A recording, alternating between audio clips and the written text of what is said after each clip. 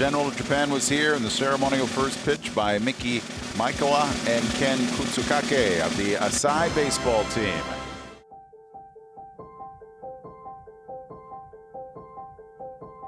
The Asahi baseball team was a Japanese-Canadian baseball team that was active from 1914 until 1941. The team was unfortunately disbanded as a result of the Japanese-Canadian internment during World War II.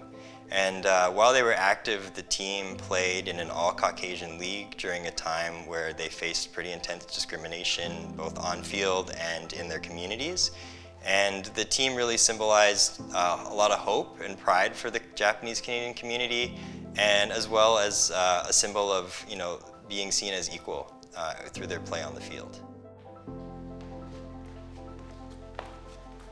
I'm Kellen Hatanaka. I'm an artist originally from Toronto, living and working in Stratford, Ontario. Originally, I was just interested in sharing this underrepresented narrative of a Japanese-Canadian team that was not only existing in a time of pretty intense racism, but really flourishing and winning many championships.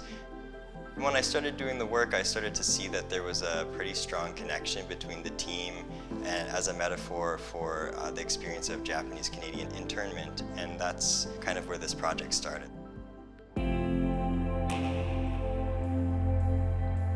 They were described as a dynasty by some people. Because the Asahi players were a bit smaller than the opponents that they played against in their leagues, they developed their own style of play, which eventually was dubbed brain ball. They played impeccable defense, and they were really good at stealing bases, as well as very, very accurate with bunting. They were so exciting to watch that even people outside the Japanese-Canadian community began to rally behind them and become their fans. Unfortunately, the team was forced to disband because when the Japanese-Canadian community was forcibly removed from their homes, some players ended up together, but the team was fractured apart into different camps during internment, and then after internment ended, Japanese Canadians still weren't allowed to move back to the coast, so the team was never really able to get back together in a central location and start again. The last living member of the Asahi team's name is Kei Kamenishi. He's just turned 100 years old this year, and I didn't get a chance to see him at my show opening at the Nikkei Museum, but I get a chance to talk to him today and learn a little bit more about his history and connection to the team, so looking forward to that. Thank you so much for taking the time to speak to me. You're welcome. And what did it mean to you to become part of the team? I'm really proud to join 1939, 40 and 41. Yes. I like crazy about baseball. And did you feel extra pressure, playing that you felt like you were representing the community and that you were, providing some hope? That's what I felt too, because I was a rookie too, you see. Were you was it the vacuum cleaner? Is that your nickname? Yeah. That's what I thought. I said. Somebody said the vacuum cleaner.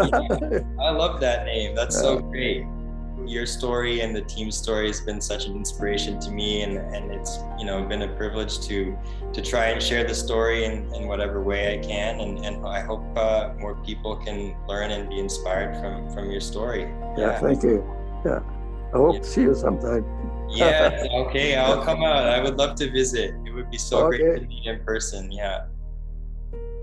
This whole experience, coming from someone who lived through the time that the Asahi were playing and going through internment and then moving towards thinking about my children, I think it's, our history is not easy to find sometimes. And so to be able to kind of learn and start to reclaim those stories and be able to share them, with my kids and future generations is really important. And so I feel grateful that I can be part of that.